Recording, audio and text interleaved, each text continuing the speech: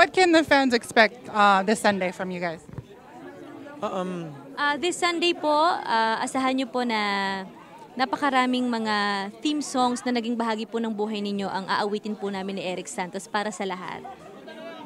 Of course, songs sa lahat po ng mga in love, songs sa lahat po ng mga heartbroken, at songs sa lahat ng mga gusto nang mag-move on. So lahat po ng mga estado ng inyong puso, may kanta kami dyan para sa inyo.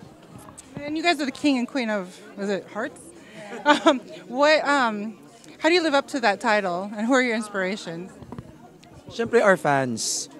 Yes, ang mga taong sumusuporta po sa amin sa Pilipinas at sa abroad. And last question.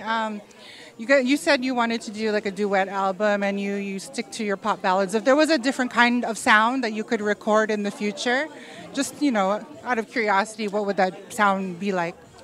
Ikaw, Pogs. Maybe a bit of R&B. R&B soul. Actually, mostly, mainly soul. Soul music. Ikaw? Ako po siguro rock. Kasi gustong-gusto ko yung music ni Yeng. So siguro gusto kong itry kung mabibigyan po ako ng chance yung music katulad ng ginagawa ni Yeng. Last question. If you could collaborate with any U.S. artist, who would it be and why? Si Whitney Houston po, kaya lang di na kami nagkakilala eh. Sayang. Pero kasi diehard fan po talaga ako ni Miss Whitney. Katulad ni Miss Regine, ganun po. Ako, idol ko kasi si Bruno Mars. Bruno Mars, Nathan Sykes, and syempre, siya po talaga yung favorite ng lahat ng balladeers.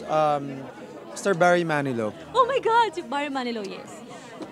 Sa lahat po ng mga kababayan namin dito sa Los Angeles, magkita-kita po tayo sa Aratani Theater sa October 2 po, Sunday. At magiging masaya po ang gabing yan para sa ating lahat. Yes, see you there, guys. See you!